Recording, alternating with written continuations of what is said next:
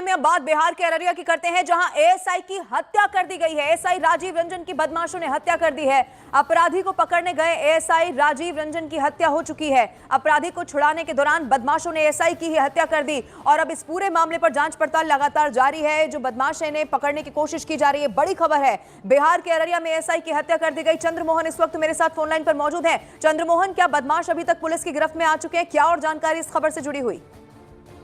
बदमाश अब तक तो गिरफ्त में नहीं आए हैं, लेकिन इतना है कि पुलिस ये दावा कर रही है कि उस इलाके में अभी सख्ती बरती जा रही है और उसके अलावा छापेमारी शुरू कर दी गई है। दरअसल कल देर शाम यह जानकारी मिली थी फुलकाहा बाजार थाने को कि पास में, बाजार के पास में ही एक शादी समारोह में एक कुख्यात अपराधी वहां पर पहुंचने वाला है, जिसके बाद एएसआई राजीव रंजन अपने पुलिसकर्मियों के साथ वहां पर पहुंचे थे और उसके बाद उस अपराधी को इन्होंने गिरफ्तार भी कर लिया था। लेकिन गिरफ्तारी के तुरंत बाद जो आसपास में असामाजिक तत्व लोग मौजूद थे, उन लोगों ने एएसआई के ऊपर हमला कर दिया और अपराधी को छुड़ा भी लिया, जिसमें इस राजीव रंजन एएसआई की मौत हुई है। साफ तौर पर पुलिस यह मान रही है कि राजीव रंजन जो एएसआई थे उनकी हत्या की गई है, क्योंकि वहां पर अपराधी के पहुंचने की सूचना मिली थी और उसके बाद ये दलबल के साथ वहां पर पहुंचे थे उसकी गिरफ्तारी के लिए और गिरफ्तारी के बाद धक्का मुक्की हुई है और अपराधी को छुड़ाने में जो असामाजिक तत्व वहां पर मौजूद थे वो कामयाब रहे हैं। तो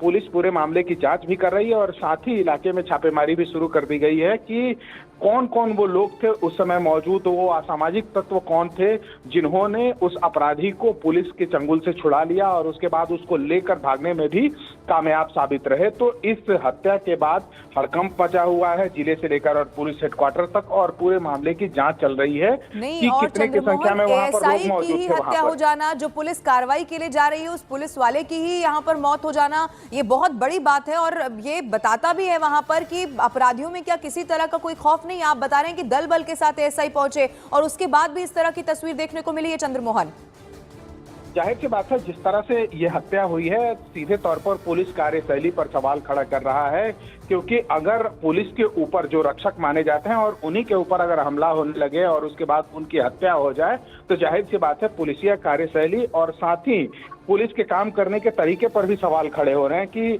अपराधी क्या बिहार में बेखौफ हो गए हैं कि इस तरह से उनके ऊपर हमले हो रहे हैं और उसके बाद अपराधी को पुलिस के चंगुल से छुड़ाने में लोग कामयाब रह रहे हैं, असामाजिक तत्व कामयाब रह रहे हैं। तो इस मामले की जांच तो चली रही है, साथ ही ये भी जांच चल रही है कि क्या कोई पहले से सूचना दे दिया था पुलिस वहां पर पहुंचने वाली है और इसी दौरान ये हमला हुआ है। तो इस